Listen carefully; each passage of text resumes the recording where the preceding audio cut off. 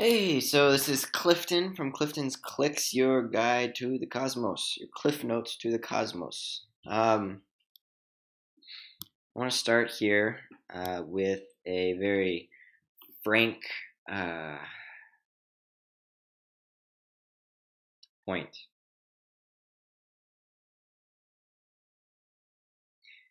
There is a downside to a higher vibratory life.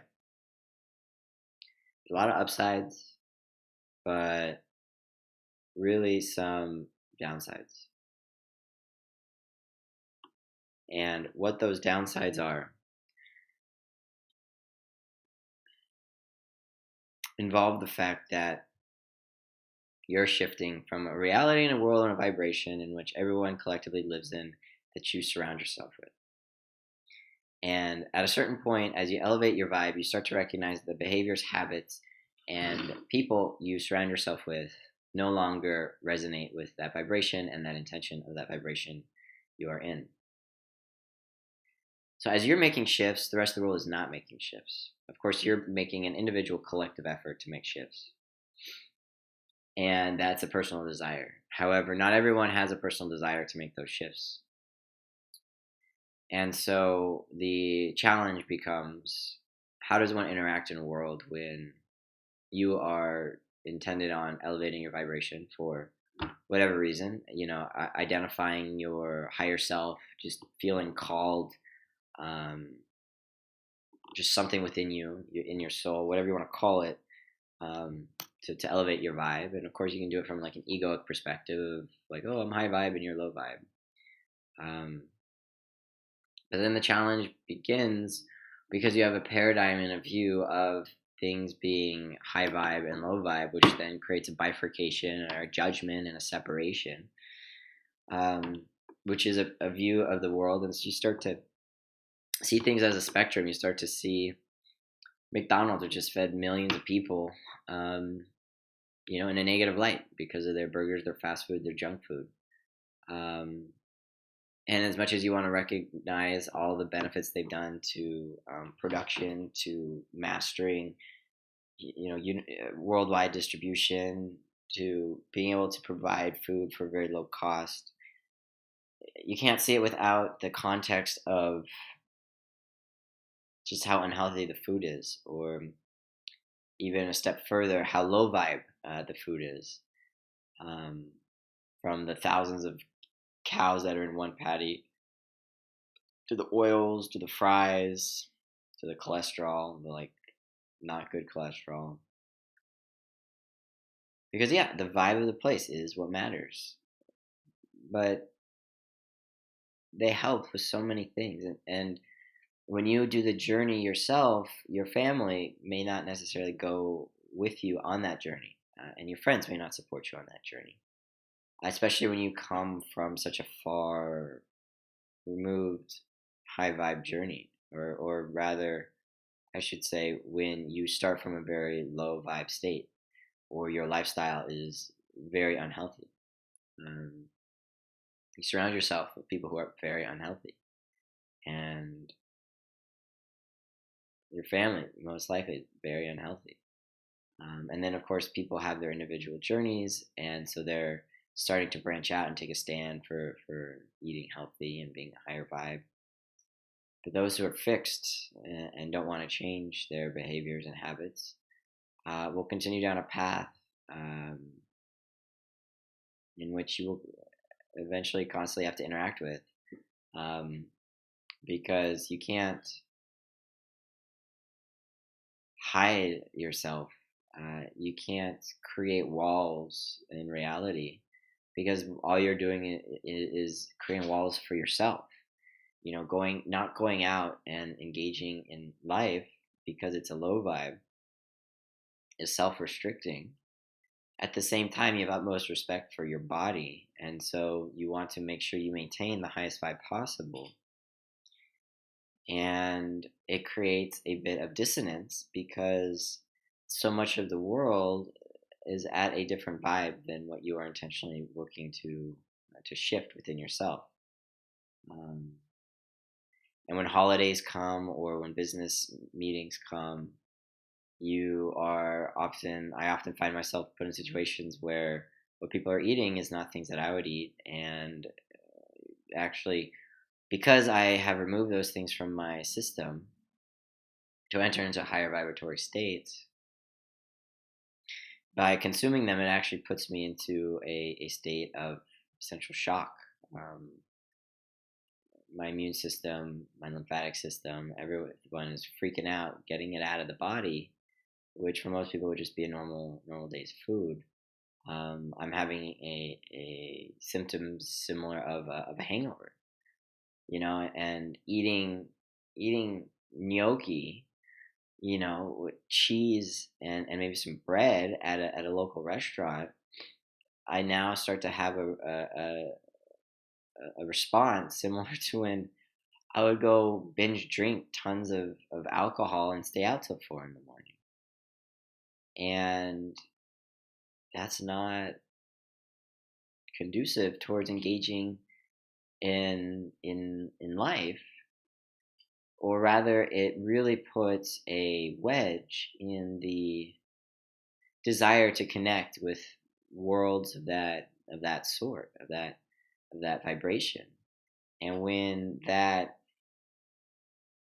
lower vibration is what you've grown up with and what you've worked hard to establish and develop, it becomes a very challenging, or could be perceived as challenging, to step away from it. Because, or then with not wanting to step away from it, because it's like, hey, all my friends are here and I don't want to not have these friends.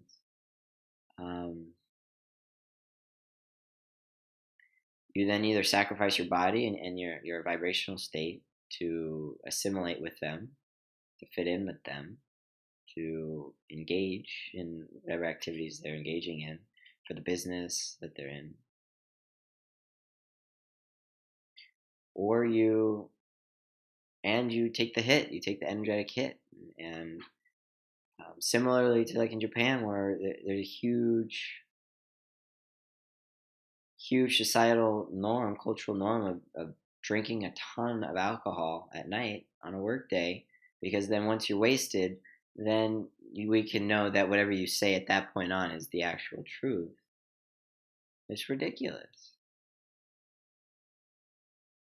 And so all the incompletions and all the things in the personal journey work that you've gone through, you've shifted in your life, and now you have to go out and reestablish your boundaries in these situations. And what that means is as intentional and conscious effort as it was to do the inner work, you also have to do the same thing with your outer work and your surroundings and your world. Because of the desire to maintain a plant-based, organic, high vibe dietary lifestyle, it requires work to select the restaurants that everyone goes to. It requires the work to host the family get-togethers. It requires work to bring the foods that you're able to bring. And it also requires a desire and some sort of masochistic thing to remain connected to those lower vibe worlds. Because it is going against the vibratory nature of your consciousness to remain. Unless, of course, there is some form of deeper mission with remaining within those vibratory fields. Whether it be a masochistic thing, whether it be self-doubt as to your ability to maintain a higher vibe, fear, whatever incompletion might be, or it might be like an area of incredible exploration for innovation and discovery to understand how to bridge the lower vibratory fields and activities to a higher vibratory state. In so doing, you turn your body into the test grounds as to what works and what doesn't work, constantly putting yourself in positions where the establishment of your boundaries to maintain your high vibe lifestyle is required. And it is conscious effort and conscious work. And so it's not just an inner work journey and an expression and a clearing of it. It's a redefinition of your relationships to your outer world as it pertains to what you want out of life. And where I find myself currently is a recognition and a desire to stubbornly merge the two worlds together. Not run into one or, ignore completely what I have learned, but to merge the two in a way where people can be themselves, as low vibe or as low activity as they want, and I can be as high vibe as I want, and we can interact, and the interaction may not have resonance, and it may not be a normal interaction, but at least we get to see each other. At least we get to engage in momentary interactions and exchanges so that the higher vibratory life is grounded or allows for transmission of higher vibratory states to lower vibratory states and vice versa, in a way where momentary recognitions of all ways are the way, but also not creating such incredible, debilitating results in the absorption of lower vibratory states. And so I say this as I have a massive hangover today. Like my brain, it's so massive. And part of that is due to specifically not exposing myself to lower vibratory energies and avoiding certain foods. And that is my new alcohol. Go figure, cheese and non-organic food is my new alcohol.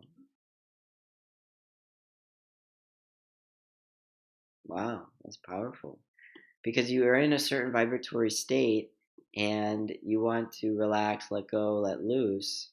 And so you do something at a lower vibratory state, one that doesn't require as much coherence or a crystalline structuring. And, it's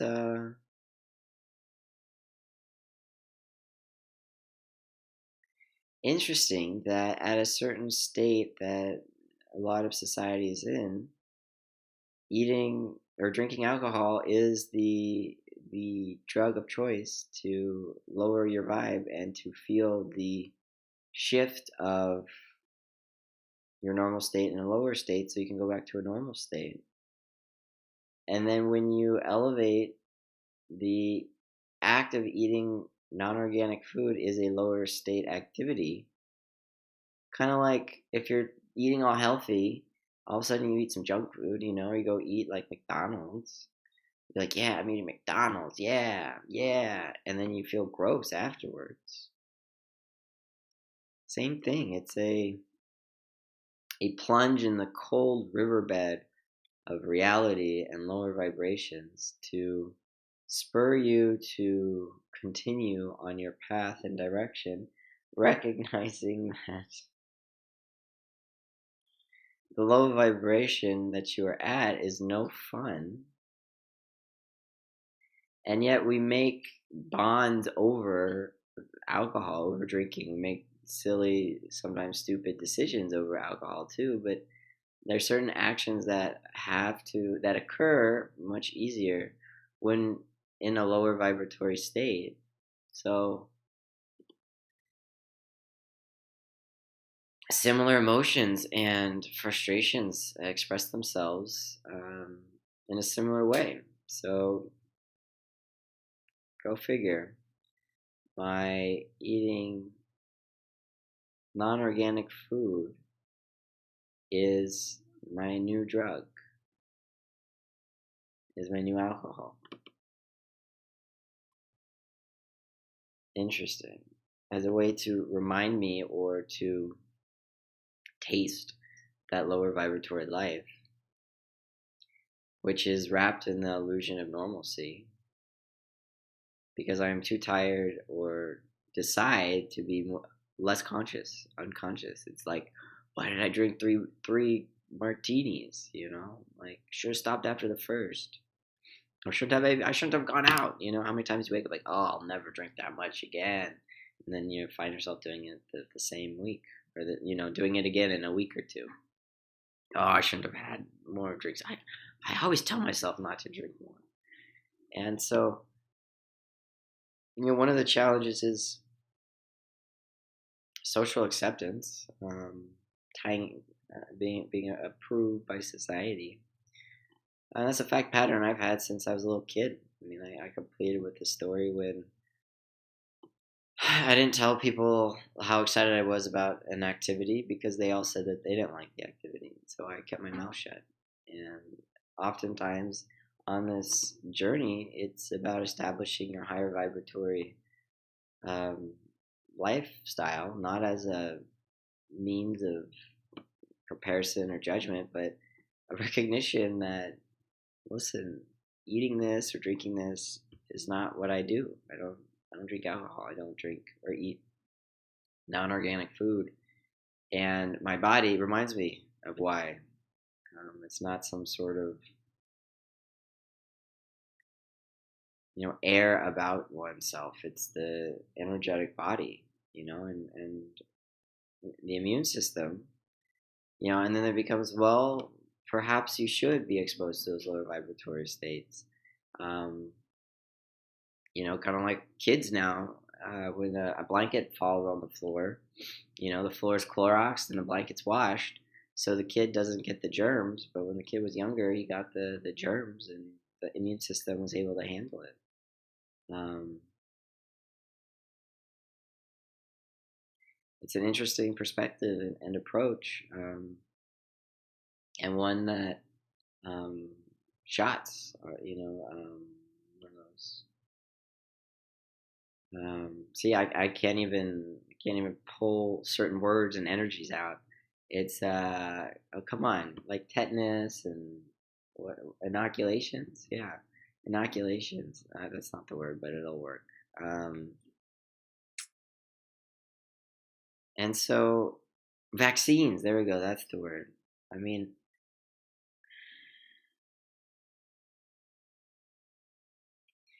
it's like collectively your node is working to expand higher and higher and pulling all the mesh network connections with it.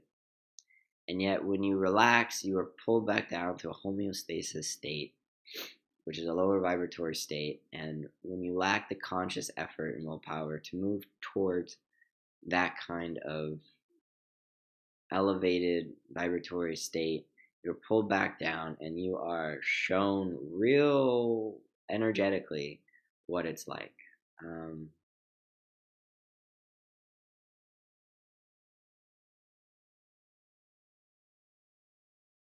and it's like ridiculous. It's actually anti-fragile and freaking genius in the matrix to be this way, because it's challenging,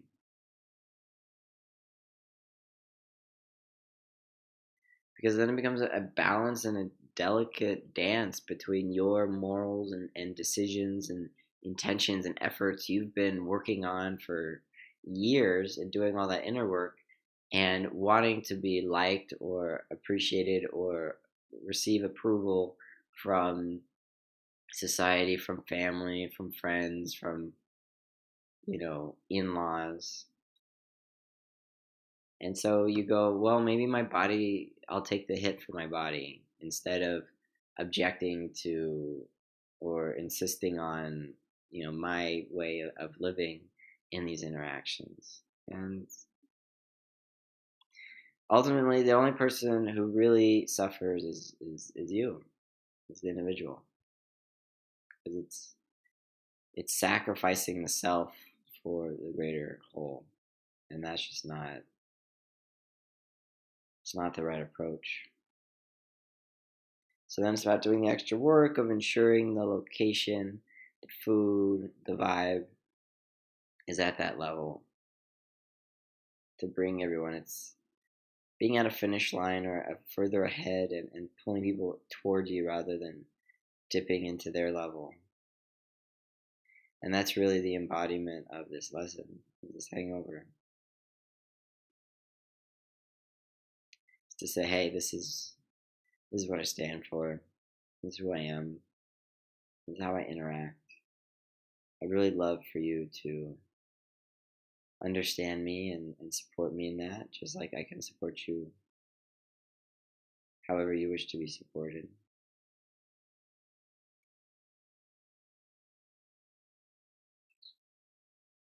But ultimately, that's what it is. It comes back down to the self and self-doubt and valuing the self over others, which is a very challenging, like, catch-22 thing, because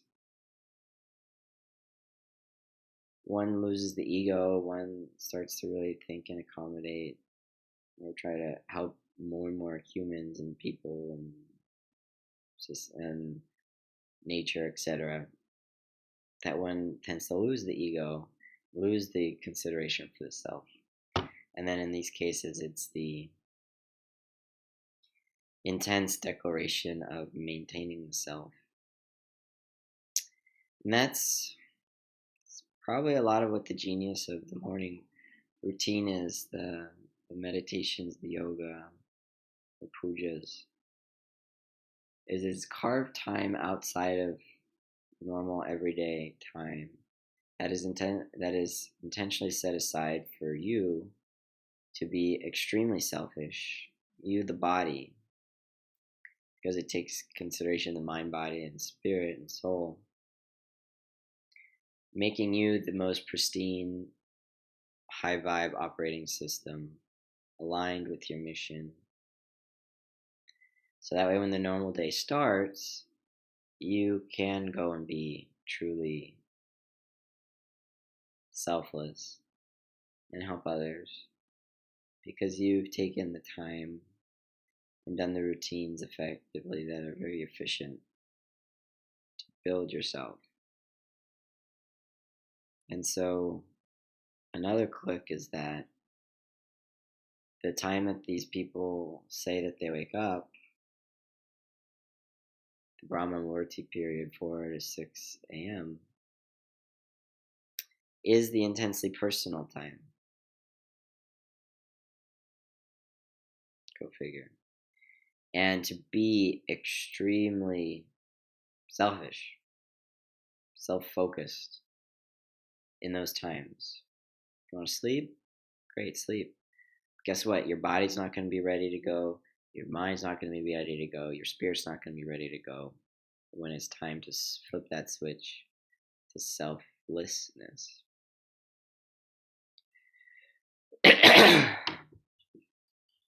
Because how much can I show up for someone and for people who count on me, rely on me, when I myself am like, got a headache? I mean, it's that thing of telling someone in Africa, telling the stories of people who are, in greater suffering, who are starving or don't have access to water. It's all good, and like everyone cares about it until they get a sore throat or they get a headache, because the order and focus comes back to the individual. So without doing those things, without being the best that I can be, I can't deliver the level of service that I recognize within me is possible for others and for humanity. And therefore, by me not waking up and getting myself in tip-top shape I'm actually being incredibly selfish because I spend the rest of the day or the morning or extra time to get my vibe back up, to get to my most powerful self, or not even get there. And this brings me back to like the story of the talons, and we all have incredible gifts. We all have this higher self that we are searching, seeking, that we know is within us.